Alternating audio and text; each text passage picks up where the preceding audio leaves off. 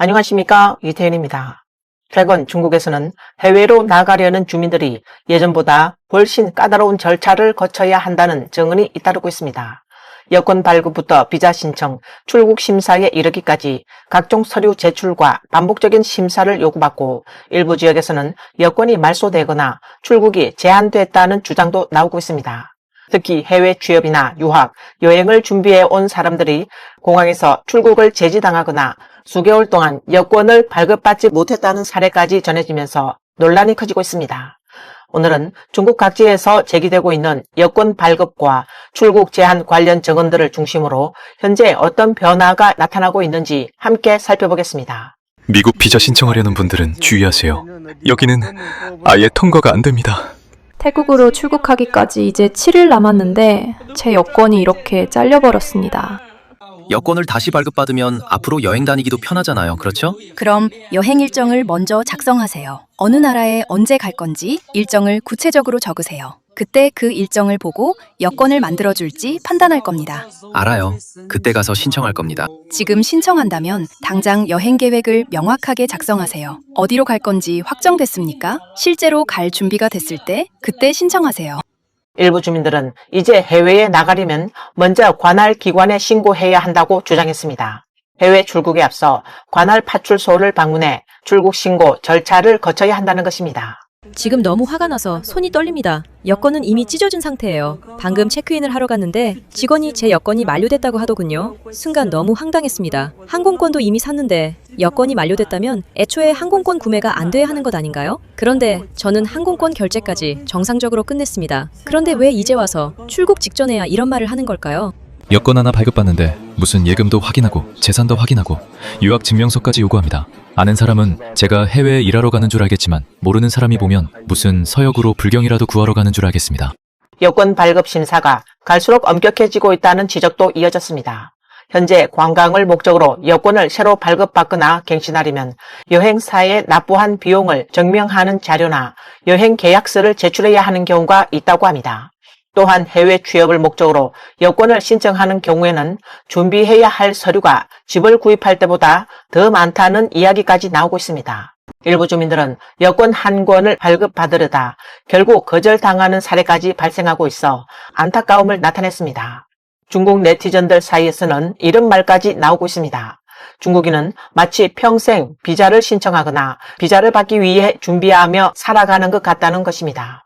다른 나라 사람들은 항공권을 구매하고 숙소만 예약하면 곧바로 해외로 떠날 수 있지만 중국에서는 해외로 나가기 위해 각종 증명서와 금융거래 내역, 여행 일정 등을 제출해야 하고 불법 체류하지 않을 것이라는 사실까지 반복해서 입증해야 한다는 주장입니다. 게다가 어렵게 비자를 발급받더라도 유효기간은 짧고 각종 제약도 많다는 불만이 이어지고 있습니다. 최근 몇 년 사이 중국에서는 주민들의 여권을 회수하는 사례가 지속적으로 보고되고 있으며 이를 두고 국민의 해외 이동 자유가 점차 통제되고 있다는 지적도 나오고 있습니다.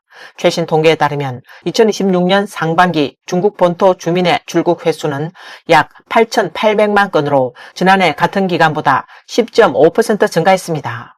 이는 해외 생활을 꿈꾸거나 해외로 나가기를 희망하는 중국인이 여전히 적지 않다는 점을 보여주는 것으로 분석되고 있습니다. 여러분, 저는 지금 심천 환강 출입국 검문소에 와 있습니다. 오늘은 여권을 들고 홍콩으로 가려고 합니다. 지난번에는 복정 검문소에서 제지당한 뒤 작은 조사실로 끌려가 질문을 받았습니다.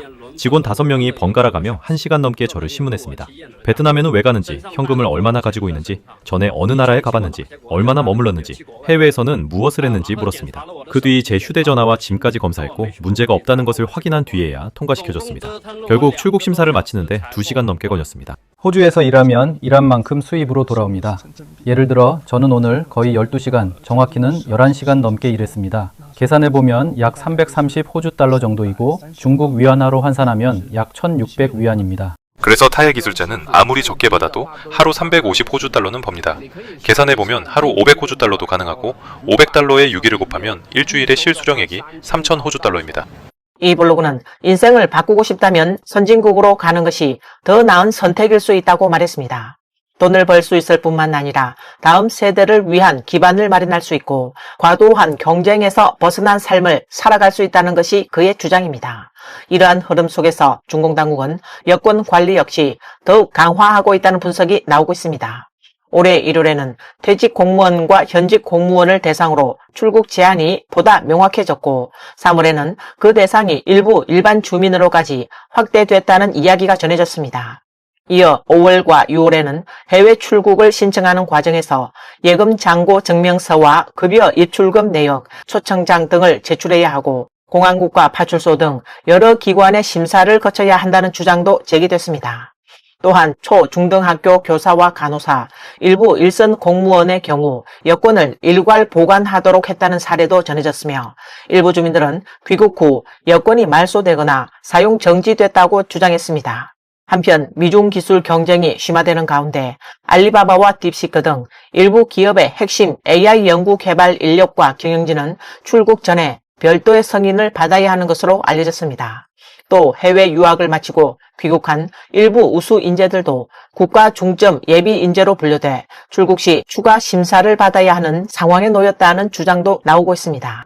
이에 한 블로그는 다른 나라에서는 여권 한 권이면 세계 여러 나라를 자유롭게 다닐 수 있지만 중국의 여권은 여러 단계의 승인을 받아야 한다는 것처럼 느껴진다고 표현했습니다. 한편 미국의 소리는 과거 중국의 한 국영은행에서 10년 이상 고위직으로 근무했던 관계자의 증언을 소개했습니다. 이 관계자는 대략 2016년 이후부터 중간 간부 이상 직원들의 여권을 모두 소속 기관이 보관하기 시작했다고 밝혔습니다. 또한 매년 간부 청렴도 신고서를 작성해야 했는데 신고 항목 가운데 하나가 출입국 기록이었다고 설명했습니다. 은행 내부에는 직원 관리 시스템도 운영됐으며 매년 여권 관련 정보를 갱신하도록 요구받았다고 말했습니다. 이 같은 조치는 특정 은행만의 사례가 아니었다고 합니다. 공상은행과 농업은행, 중국은행, 건설은행, 교통은행 등 5대 국유 상업은행에서도 직원들의 여권을 회수해 보관했으며 은행 직원과 영업점 직원들은 언론 인터뷰를 하지 못하도록 내부 규정이 마련되어 있었다고 정언했습니다. 또한 부정적인 여론이 발생할 경우에는 본점 사무국이 마련한 통일된 대응 문안을 사용해 답변하도록 운영됐다고 밝혔습니다. 이러한 증언이 사실이라면 과거 중앙정부나 성정부가 행사하던 출국 관련 관리 권한이 점차 기청 행정조직으로까지 확대된 것인지에 대한 의문도 제기되고 있습니다. 즉 지역행정기관이나 일선 담당자의 판단만으로도 한 시민의 해외 출국 절차가 영향을 받을 수 있는 구조가 형성된 것 아니냐는 것입니다. 또 다른 중국의 전직 관계자는 당국이 엄격한 여권 관리 정책을 시행하는 이후에 자신의 견해를 밝혔습니다. 그는 중국 정부가 국민을 더욱 긴밀하게 관리하고 해외로 빠져나갈 수 있는 통로를 줄이기 위한 목적이 있다고 생각한다고 말했습니다. 또한 위급한 상황이 발생했을 때 다른 선택지를 갖지 못하도록 하기 위한 것이라는 개인적인 해석도 덧붙였습니다. 아울러 자신이 알고 있는 체제 내부 관계자들 가운데 상당수가 현재 국내 상황에 큰 불만을 가지고 있었으며 이들은 경찰과 국가안전기관, 여행업계 등 여러 분야에 분포되어 있었다고 주장했습니다. 가장 큰 논란을 불러왔던 사례 가운데 하나는 과거 온라인에서 널리 확산됐던 한 영상이었습니다. 해당 내용에 따르면 광주 백운공항에서 오랫동안 해외에 거주하며 미국 영주권을 보유한 중국인 여성이 미국 시민권자인 자녀와 함께 출국하려던 과정에서 출입국 당국의 제지를 받았다고 합니다. 당시 직원들은 해외 생활 경위와 중국 내 자금 거래 내역 등을 확인하려 했으며 법적 근거를 제시하지 않은 채 현장에서 미국 영주권 카드를 훼손했다는 주장이 제기되면서 큰 논란이 일었습니다. 다만 이 사례는 온라인을 통해 널리 알려진 내용으로 당시 상황과 경위에 대해서는 서로 다른 설명도 존재합니다. 또 다른 블로그는 이미 2, 3년 전부터 일부 출입국 기관에서 여권을 훼손하거나 회수하는 사례가 있었다고 주장했습니다. 특히 코로나19 이후에는 중국 본토 주민들의 해외 출국이 이전보다 훨씬 어려워졌으며 당국의 허가 없이는 해외로 나가기 어려워졌다고 말했습니다. 또한 이러한 출국 제한 조치는 공식 문서보다 개별적인 행정 방식으로 시행되는 경우가 많았다고 주장했습니다. 그렇다면 다른 지역의 여권과 어떠한 차이가 있을까요?